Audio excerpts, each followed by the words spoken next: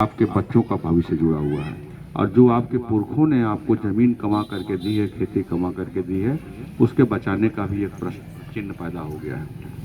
बहुत बातें नहीं है। देश के सामने तीन सबसे विकट समस्या है। तीनों आज के दौर में खेती को लेकर के है, किसानों को लेकर के है। जो आज की वर्तमान सरकार केंद्र में बैठी है, हमारे प्रदेश में बैठी है भारतीय जनता पार्टी की सरकार, वो एक ऐसा कानून लाई है जिस कानून को इनकी सरकार से पहले कांग्रेस सरकार लाई थी और वह पास नहीं करवा पाई, लोगों पे लागू नहीं करवा पाई। कारण क्या था? यही आज की भारतीय जनता पार्टी की सरकार अपोजिशन में थी और आज के प्रधानमंत्री जो देश के ऊपर अपने गलत निर्णयों से तो तबाही फैला रखे हैं, उस समय गुजरात के मुख्यमंत्री हुआ करते थे। इन्होंने इतना विरोध किया कि कांग्रेस पार्टी को यह कानून वापस लेना पड़ा। क्यों लेना पड़ा? तीन चीजें हैं। पहला, न्यूनतम समर्थन मूल्य। दूसरा, अनुबंधित खेती, कॉन्ट्रैक्ट बोलते हैं उसको। तीसरा, बाजार को फ्री कर देगा। आज आप देखिएगा, कहीं भी हम भी किसान चौपाल कर रहे हैं और यहीं लगे हाथ भारतीय जनता पार्टी के लोग भी चौपाल करके किसानों को और गांव वालों को भ्रमित कर रहे हैं। वह लोग क्या कह रहे हैं? यही कह रहे हैं कि हमारे यशस्वी प्रधानमंत्री नरेंद्र मोदी जी बाजार को खुला छोड़ दिए, किसान खुशहाल हो गया। मुझे हिंदुस्तान के अंदर कोई भी एक किसान को बताइए जो खुशहाल हो गया हो इस कानून से।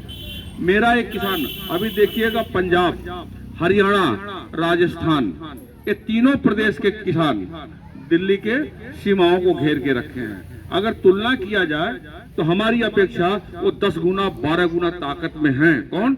हरियाणा, पंजाब और राजस्थान के किसान।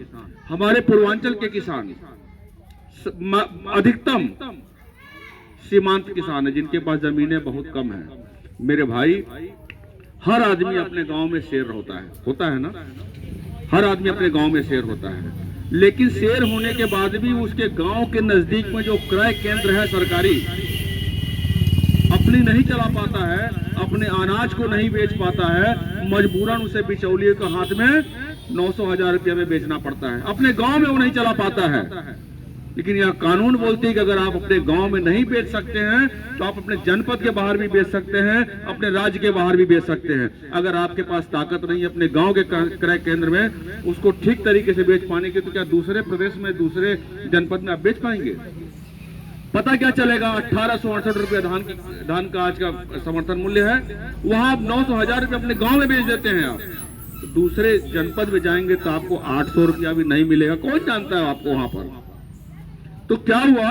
ये लोगों ने कहा कि नहीं, कांग्रेस चाहे तो इस कानून को पास कर दे, लेकिन इसको कानूनी रूप दे करके। कानूनी रूप का मतलब क्या होगा?